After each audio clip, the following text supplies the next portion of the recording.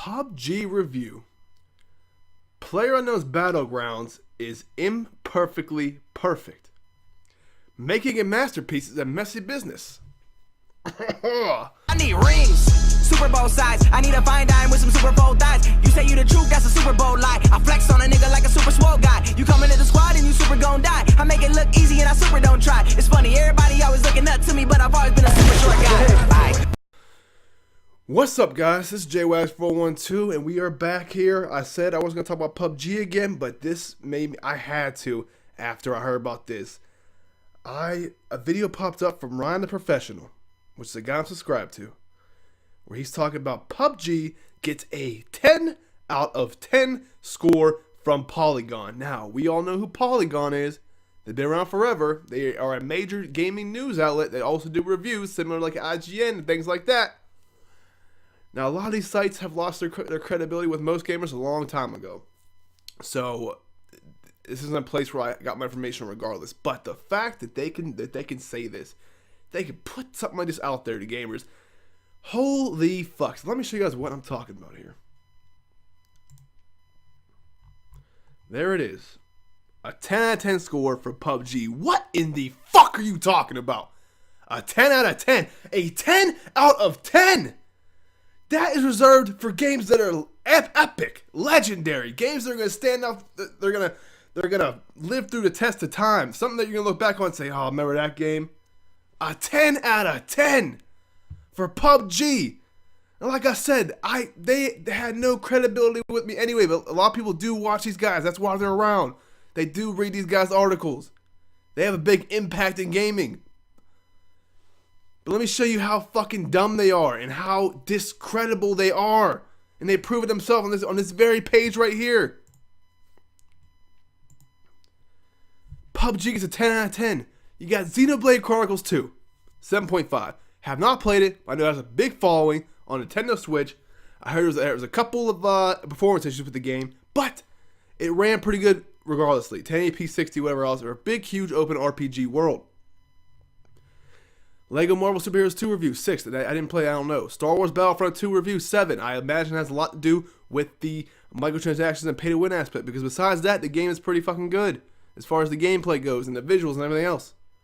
Fire Emblem Warriors review, another great game.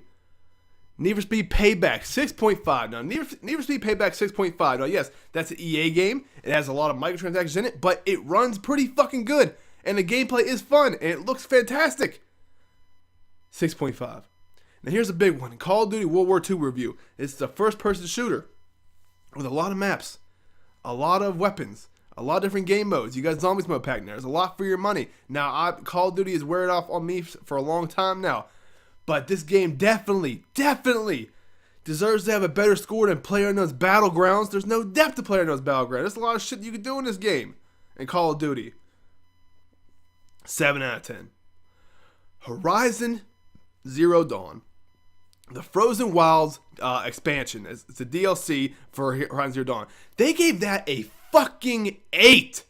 They gave that an 8. It was a fantastic expansion, but they gave that an 8. But PUBG a 10. Sonic Forces, I'll tell you what, there's more fucking content, and the download is probably bigger for fucking Horizon Zero Dawn than PUBG. Sonic Forces review. Have not played it, heard it wasn't that good, they get it at 5. Super Mario Odyssey. Now, this is the game I played and beat to, not completion, but I beat the game, I beat the final boss and everything else. A lot to do in this game. It's a big game. A lot of open, bigger worlds. You travel from world to world. It's Mario, right? So automatically, people are going to love it. But they gave this game a 9.5 out of 10. A 9.5, but you give PUBG a fucking 10. Let me tell you something about this game. This game ran at a flawless 1080p 60 when docked, and I think 720p, was it 60 or 30?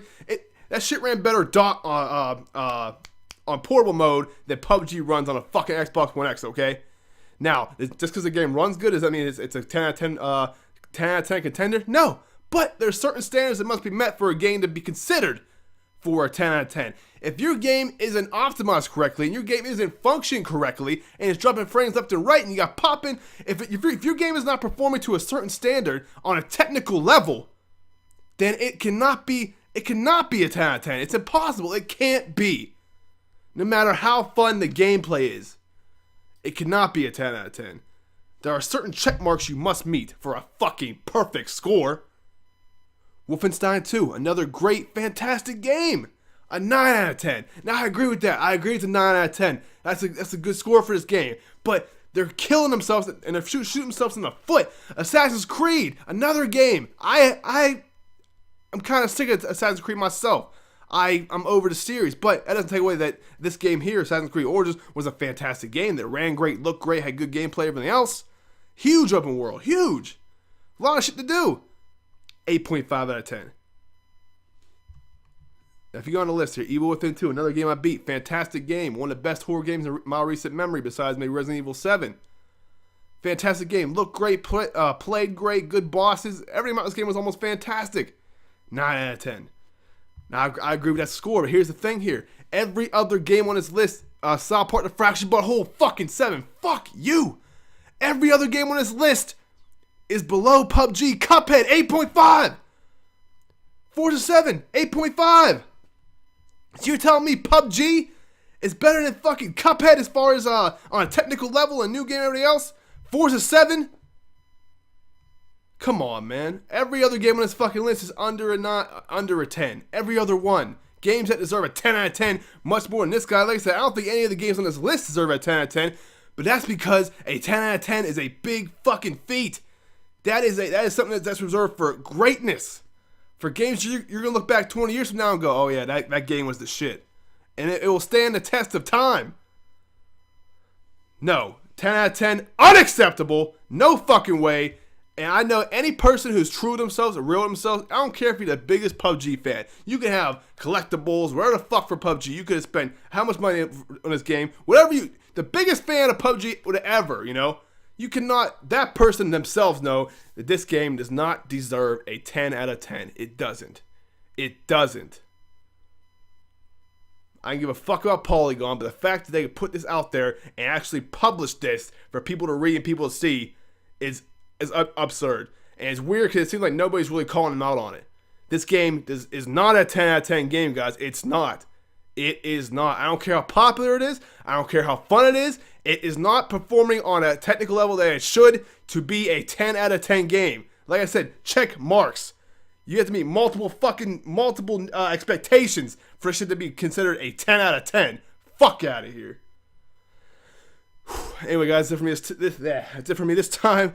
If you enjoyed this video, please like, comment, subscribe, all that bullshit. I'll talk to you guys next time. Thanks.